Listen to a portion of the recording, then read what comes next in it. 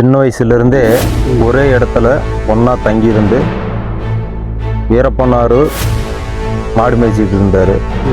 அதே மாதிரி சேத்துக்குழியாரும் மாடு தான் மேய்ச்சிட்டு இருந்தார். இப்போ வீரப்பையாவும் சேத்துக்குழியாரும் இறக்கிறதுக்கு முன்னாடி என்ன நடந்துச்சு? நம்ம ஏரியாவில் இருக்கிற அத்தனை பேருமே பேசிக்கிறது, வீரப்பையா சுட்டாங்க, போலீஸ் அதிரப்படை வீரப்பையா உடம்பு சரியில்லை, கண் ஆப்ரேஷன் பண்ணாங்க, ஹாஸ்பிட்டலுக்கு போனாங்க, அங்கனால வளைச்சி என்கவுண்ட் பண்ணி சுட்டாங்க அப்படின்றாங்க. அதெல்லாம் 100% பொய்.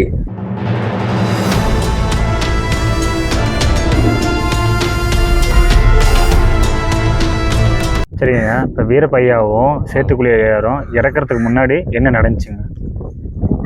எப்படின்னா இறக்கிறதுக்கு முன்னாடி எப்படி இறந்துருக்கலாம்னு கேட்குறேன். எப்படி இறந்துருக்கலாம்? இது எப்படின்னா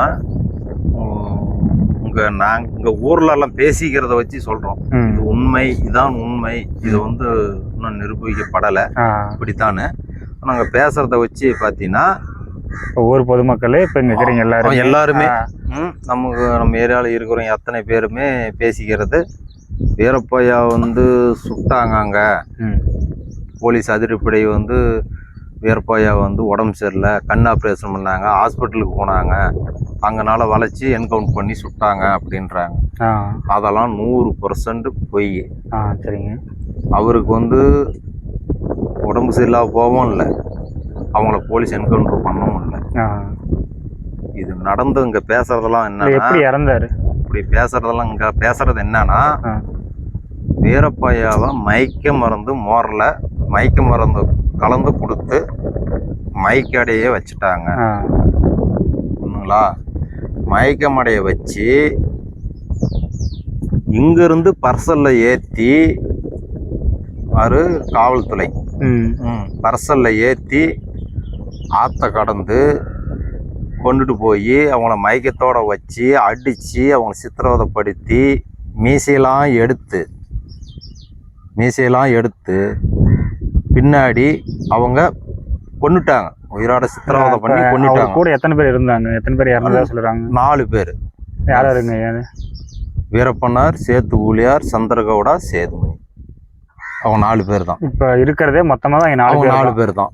இப்போ ஒரு 20 பேர் 30 பேர் இருந்தா சொன்னாங்க இல்லைங்களா, அவங்களாம் என்ன? இல்லை அதெல்லாம் யாருமே தெரியல. உள்ள இருந்திருக்கலாம் நிறைய பேர். அவங்க மக்கள் வெளியில யாருக்குமே தெரியாது, வெளி உலகத்துக்கு தெரிஞ்சாலுங்க யாருமே இல்லை.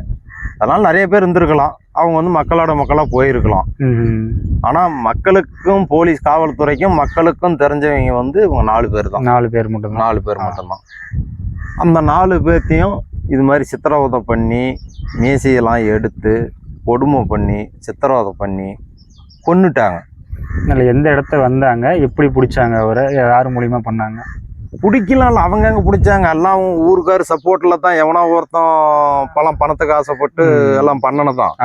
அவங்க போலீஸ் எங்க பிடிச்சிச்சு? போலீஸா வீரப்பனை பிடிச்சிச்சு? இல்ல, ரொம்ப பேர் எப்படி சொல்றாங்கன்னா, போலீஸ் வீரப்பனா போலீஸ் தான் பிடிச்சாங்க, அதிரடிப்படை தான் பிடிச்சிச்சுன்னு சொல்லி ஒரு பக்கம் ஒரு இது சொல்றாங்க. அதிரடிப்படை, தமிழ்நாடு அதிரடிப்படை, கர்நாடகா அதிரடிப்படை, கூட்டு அதிரடிப்படை போட்டு இராணுவத்தை வச்சு தொலைவுனாங்க. வீரப்பனை ஒண்ணுமே பண்ண முடியல. இவங்க 4 பேர் போய் வீரப்பனை பிடிச்சி விடுவாங்களா, இல்ல என்கவுண்டர் பண்ணிடுவாங்களா? இதெல்லாம் பணத்துக்கோசரம் அவன் சொந்தத்திலேயே எல்லாம் மறந்து கொடுத்து போலீஸுக்கு இது போலீஸ் கவர்மெண்ட் அவங்க சாதகமாக்குது, அதெல்லாம் பண்ணி அவங்களே சித்திரவதை பண்ணி பொண்ண பின்னாடி பணத்தை தான் சுட்டுக்கிறாங்க.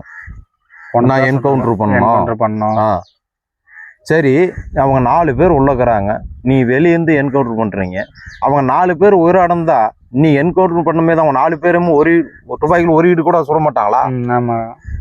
4 பேரும் இப்போ வெப்பன்ஸார் தான் இருக்கிறாங்க. அப்படி உங்க அதிலேயே அவங்க சுடணுமா இல்லையா? நம்மளையும் சுட்டுருப்பாங்க. ஏன் சுடலை? அதிரடிப்படைக்கும் பாதிப்பு வந்திருக்கும். அதே ஷூட்டிங் நடந்துச்சு, அந்த வேன்ல ரத்தம் பிளட்டுக்கணும்ல, சுட்டாலும் அந்த பிளட் ஒரு புல்லட் சுட்டினா ரத்தம் எப்படி தெரிக்கும்? 4 பேர்த்த கொண்டுக்கிறீங்கன்னா அவங்க ரத்தம் அந்த வண்டியில ரத்தம் இல்லை. இப்போ ஆம்புலன்ஸ் வேற வண்டி மாதிரிங்களா? ஆம்புலன்ஸ் மாதிரி தான் அவங்க சொல்றாங்க. அவங்க கேட்டா அந்த ஹாஸ்பிட்டல் கேட்டா அவன் ஆம்புலன்ஸே எனக்கு இல்லைன்றான். அந்த ஆம்புலன்ஸில் போனாங்க, சேலம் எஸ்கேஎஸ் ஹாஸ்பிட்டல் ஆம்புலன்ஸு, நாங்கள் அதில் தான் போனாங்க, நாங்கள் சுட்டங்க ஹாஸ்பிட்டலுக்கு போனாங்க அப்படின்றான். ஆ. அவளை கேட்டால் ஆம்புலன்ஸ் என்னது இல்லைன்னு அப்பயே சொல்லிவிட்டான். ஆஹா. இதெல்லாம் நாடகம். கவர்மெண்ட்டை பார்த்து அவங்களாம் தப்பு தான், தப்பை வந்து கோர்ட்டில் நிரூபித்து தான் தண்டனை கொடுக்கணும்னாங்க. ஆனால் இவங்க வந்து தானாக எடுத்துக்கிட்டு ஒரு குற்றம் நிரபராதியாக வந்து மாறி வாழலான்னு சொல்லி இருக்கும்போதும் இவங்களா சட்டத்தை கையில் எடுத்துக்கிட்டு இதெல்லாம் கொடுமை சித்திரவதை பண்ணி கொள்ளுன்னு என்கவுண்டர் நாடகம் ஆடி.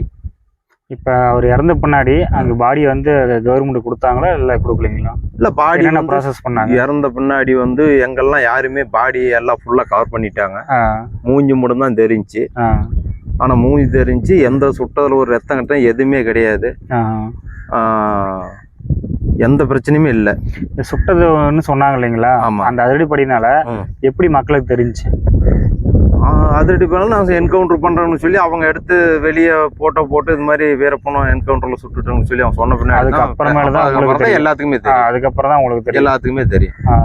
அன்ன வரைக்கும் தெரியாது. ஆனால் யாரும் நம்பல மக்கள்.